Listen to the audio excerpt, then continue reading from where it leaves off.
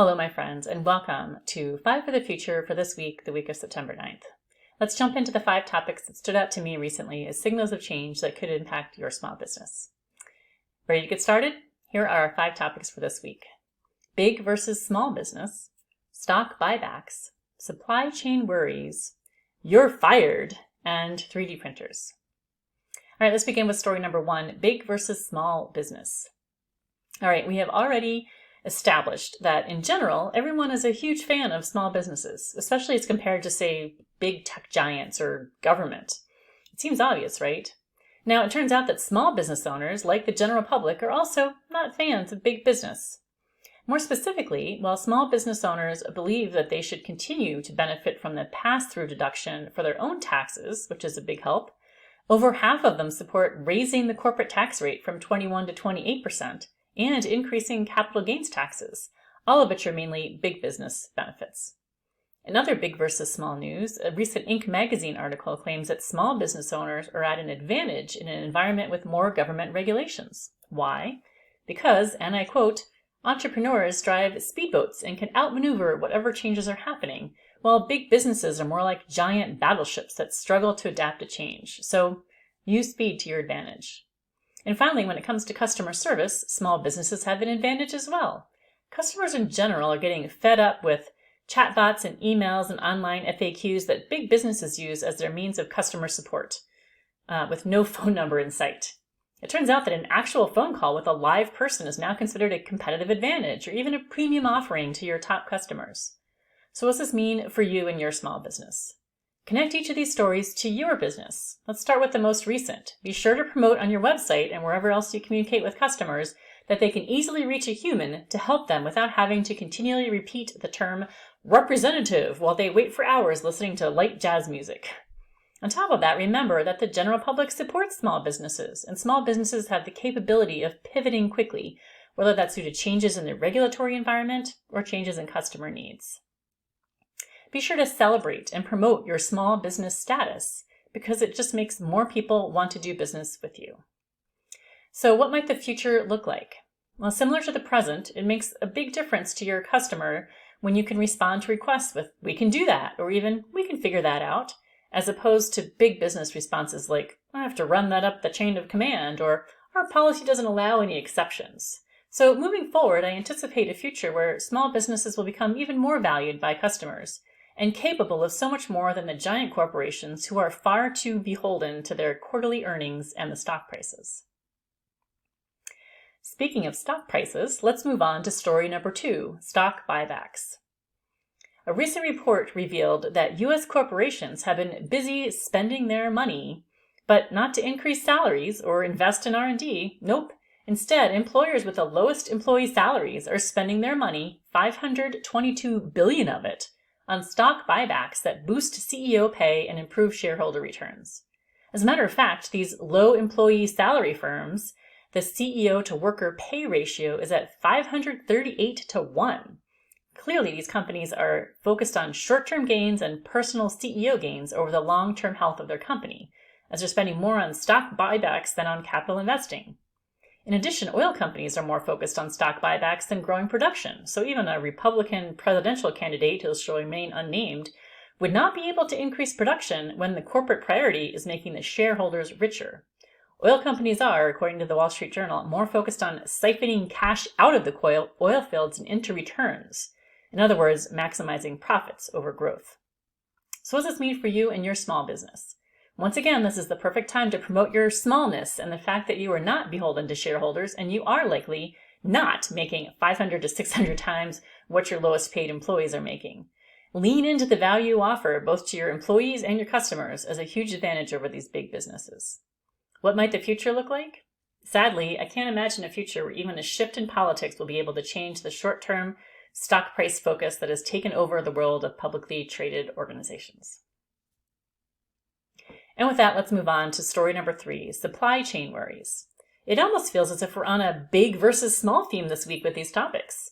Do you all remember all the supply chain challenges we have finally overcome that came on as a result of COVID? None of us want to go back to those days, but I would suggest that you pay close attention to your industry for any signals that there could be issues.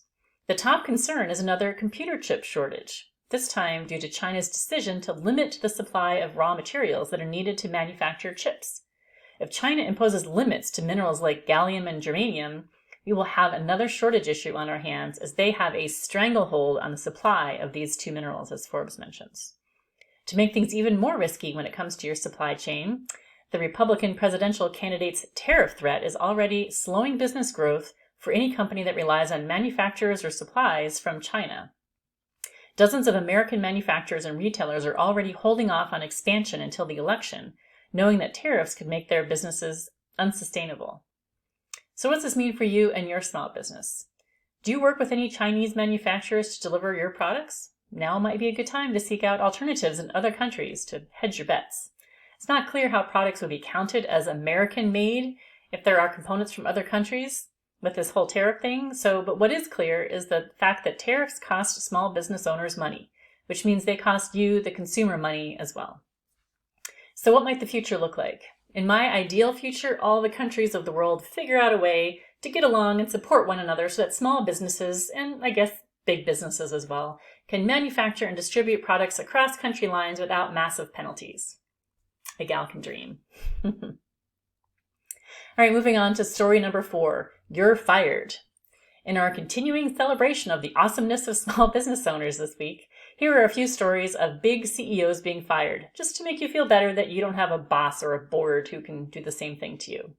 For example, perhaps you can pity the poor CEO of Nestle who was notified he was losing his job 24 hours before a public announcement and after 8 years of strong leadership, according to some. Apparently, the board felt he was too focused on the short term. All I can say is, you created this monster yourself, giant public corporation Nestle. What did you expect? And he's not alone. It turns out that nearly 40% of top public companies fired or forced out their CEOs in 2024. And many of the boards quietly found an outsider to take over before firing the current dude. I guess I'm just assuming that most of these CEOs are men.